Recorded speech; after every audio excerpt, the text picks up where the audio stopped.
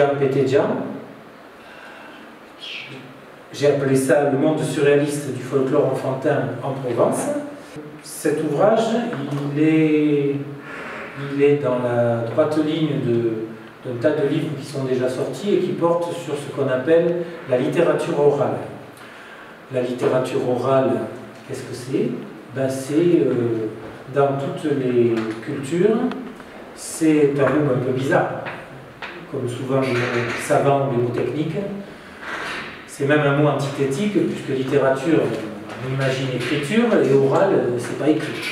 Donc la littérature orale, c'est dans une culture, tout ce qui est transmis par l'oralité, mais qui est fixe.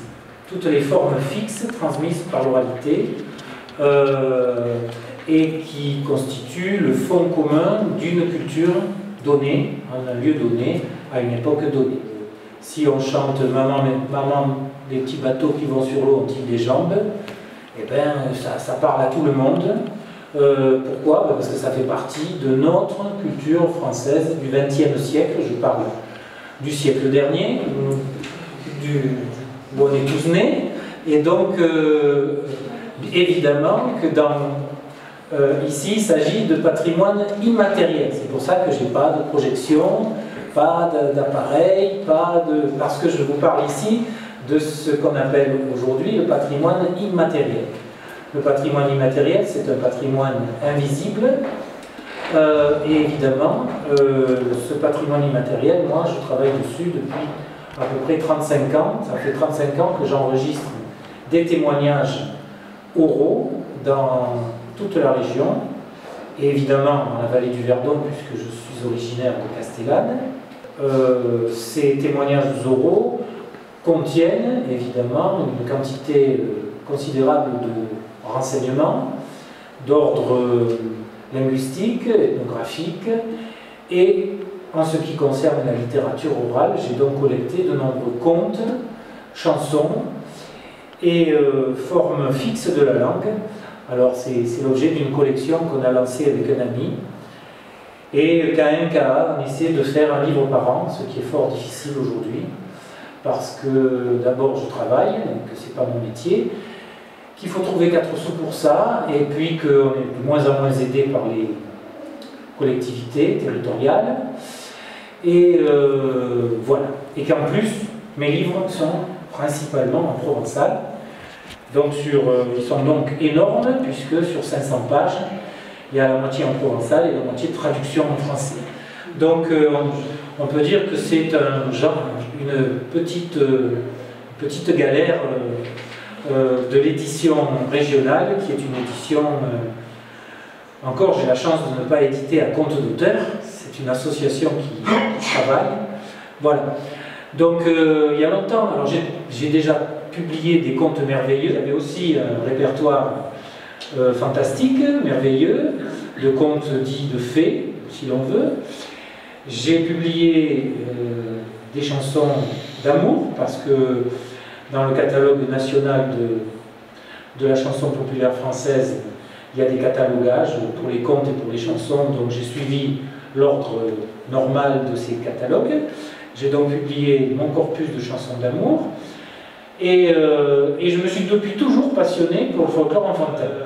Il y a des chanteurs traditionnels qui en vivent également, donc ça va. Chansons et contes, ça parle à peu près à tout le monde. Mais dans la littérature orale, il n'y a pas que le chanson et le conte. Il n'y a pas que la chanson et le conte. Il y a tout ce qui est fixe dans une langue. Donc les jurons, par exemple, les premiers mots qu'on apprend dans toutes les langues, les premiers mots qu'on apprend, c'est toujours des injures. Les prières, il y a longtemps qu'on n'en parle plus de ça, mais ça fait partie des formes fixes de la langue. Les dictons, les façons de voir le monde à travers les expressions imagées. Et puis il y a le folklore enfantin. Alors qu'est-ce qu'on entend par folklore enfantin? Eh bien c'est toutes les formes, formulettes. Formulette, c'est un mot simple. Toutes les formulettes qui peuvent être dites aux enfants ou par les enfants, chantées ou parlées, et qui ont une fonctionnalité dans le monde enfantin d'autrefois et d'aujourd'hui, parce que autrefois en particulier, la chanson en grande partie, et le folklore enfantin c'est une sous-partie de la chanson si vous voulez, la chanson avait une fonctionnalité. Il a fallu attendre la radio pour que la chanson perde son statut de fonctionnalité, puisque depuis que la radio est apparue, années 30 dans la vallée du Verdon, on ouvrait un bouton et on avait un flot de musique. Jusqu'en 1930, il faut imaginer que la chanson, c'était pas quand on voulait, et n'importe où et n'importe comment, la chanson, elle avait une fonctionnalité. Et ça, on a complètement perdu de vue. Aujourd'hui, on est dans le loisir et dans la consommation. Production, consommation, loisir. La musique, c'est ça. Autrefois, il y avait une fonctionnalité, les chants religieux à l'église, dans les processions, les chants à danser, pour danser aux veillées dans le Haut-Verdon, si on voulait faire des quadrilles, ben, il fallait forcément les chanter, si on voulait danser, il fallait chanter, il n'y avait plus d'instruments.